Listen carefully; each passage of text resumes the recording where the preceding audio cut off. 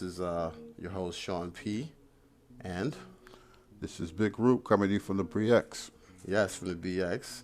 And this is the first episode of our podcast of the brothers. I'm tired of the same rap songs. Every new hit's just to fucking sing along. Rap is so boring, now correct me if I'm wrong. It's like they took the art out the fucking art form. I'm tired of the same rap songs.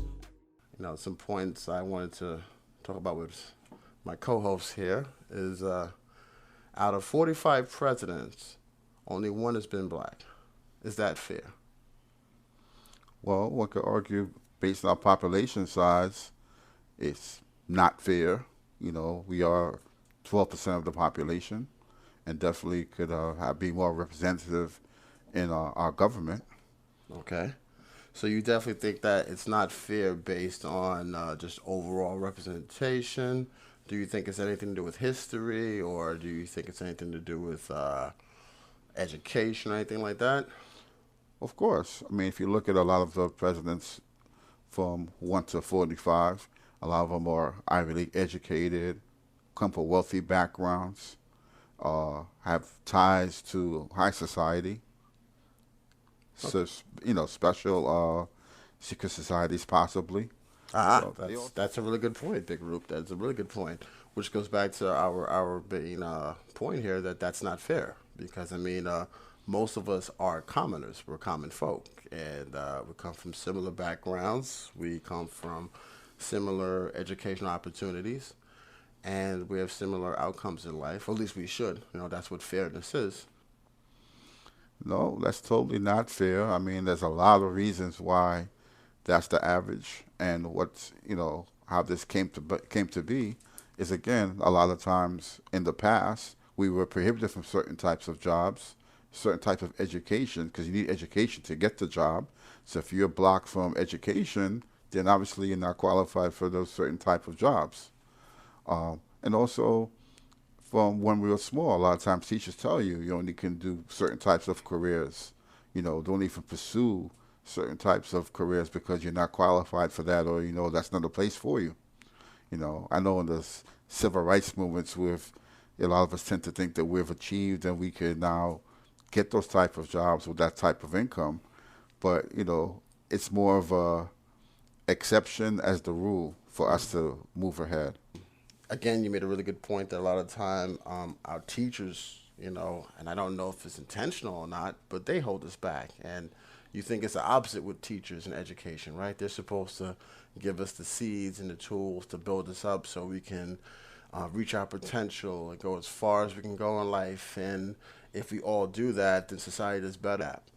And that goes right back to your other point about presidents, where if you're not making the right amount of money, you're not going to an Ivy League school. If you're not going to an Ivy League school, you're not meeting the right people in certain clubs. What's going on, man? I don't understand it. I want something good to listen to. I demand it. All the real artists on another planet, and me, I'm the last MC still standing. Income inequity, and again, I started with the point of out of 45 presidents, only one has been African American.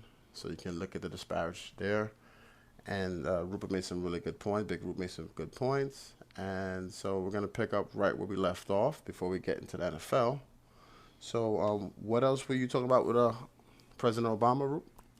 Well, even though he's the first African-American president that we had, I felt that he probably felt it was in his best interest to be the best president for the entire country, because a lot of African-Americans felt that he didn't pursue agendas that were, say, for us, or had us at the forefront.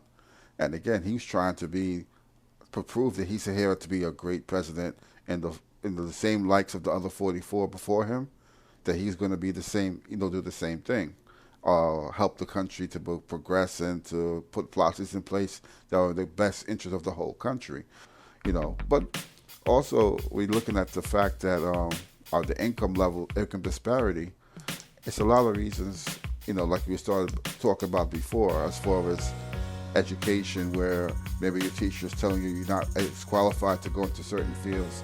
And again, I think sometimes the educators bring their own prejudice into their teachings. If they know that in the past we haven't excelled in fields that might require math or science, they're like, oh, well, you're more suited to do something with your hands. You're not really going to be good at doing something with math or science.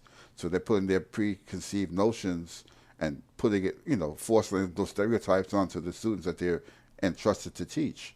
And if they don't have a strong household where their parents are going to be encouraging them and pushing them to excel, a lot of times they'll just listen to whatever the teacher says, and that's where they're going to fall short as far as going into certain type of careers or exploring certain types of careers. Because I think the main thing with President Obama, and you made a lot of really good points, is what would have been fair. For example, let's say, and I'm not trying to make fun of anybody, but let's say we had President Rodriguez, and President Rodriguez rolls out a set of agendas that's going to help out Mexican Americans, or I'm not going to say Puerto Rican Americans because they are American.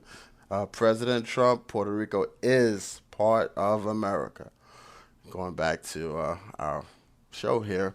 But how would that have been perceived, and more effectively, do we think what would have been more fair for President Obama to take the course that he did and do the best job he could for the whole country, or being that he was, by the way, he's the 44th president, so there's 43 ahead of him, that he's going to look out for the constituency that helps to elect him and the people that look like him, and he was going to make certain that the resources of this country were directed there. So what would have been more fair? Well, first thing, as far as we're going to be fair, you want to support the people that put you into office, obviously, your constituents. So that would be the working class Democratic people that... Hold on one sec here. Sorry, so you were, Big Rupe, you were saying about the fairness of Obama and the best way he should have proceeded. Yeah, I said basically the demographic that voted for him and supported him is not saying you're supposed to pay favoritism, but again, you want to, if you had a certain agenda you told them that you were going to fulfill, you're going to put those policies into place and try to impact those people that put you into office. Like any elected official, if you tell me if I vote for me, I'm going to help you, I'm supposed to do what I promise. So, I mean, I think that would be fair as far as him doing that. But overall, we are a big country, and we're the most prosperous country in the world, or at least we were. So we want to try to keep those standards in effect. So he has to make sure that the military gets strong, and handle those type of agendas, make sure the economy doesn't fall, to where the dollar is falling down and things like that. Okay. Well, again, some really good points were made, and there is a slippery slope, though, that you mentioned, because when you did mention about an elected official should, look out for their constituents, those who help get them in office, that's actually one of the biggest criticisms of the current president, number 45, who basically told his constituents and his supporters that he was going to build a wall. And contrary to popular belief and contrary to the evidence on the ground, there's no tangible reason for a wall. There's no great benefit to a wall. There's a tremendous cost to the wall. But also he promised that he was going to build a wall for his constituents if they elect him. And some of the other things he's doing is tied to the promises that he made. And he would say that he's being fair. So...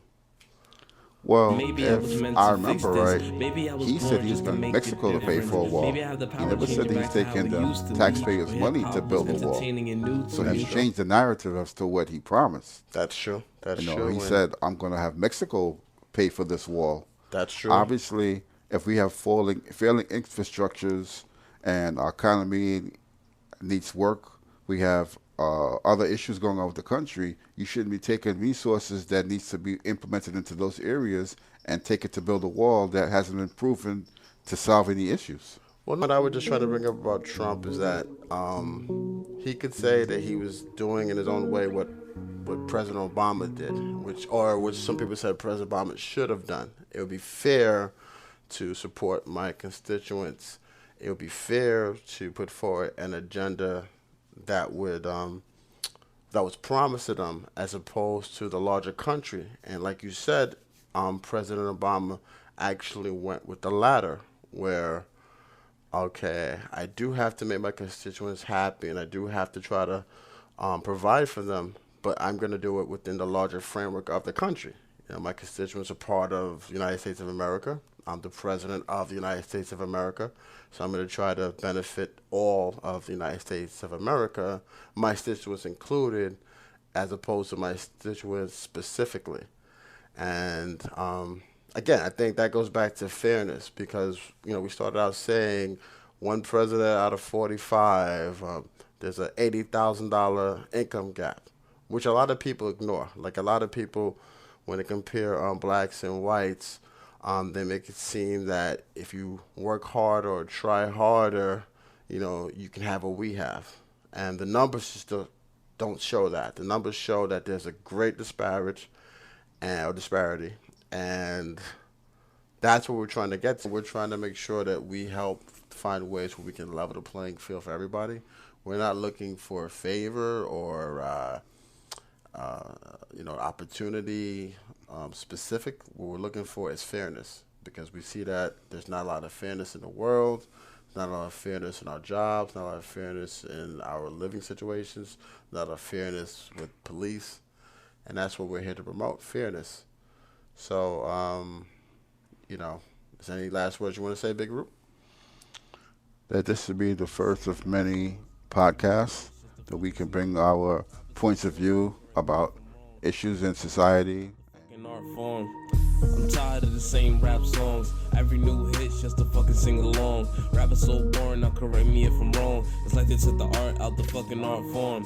What's going on, man? I don't understand it. I want something good to listen to, I demand it. All the real artists on another planet, and me, I'm the last MC still standing.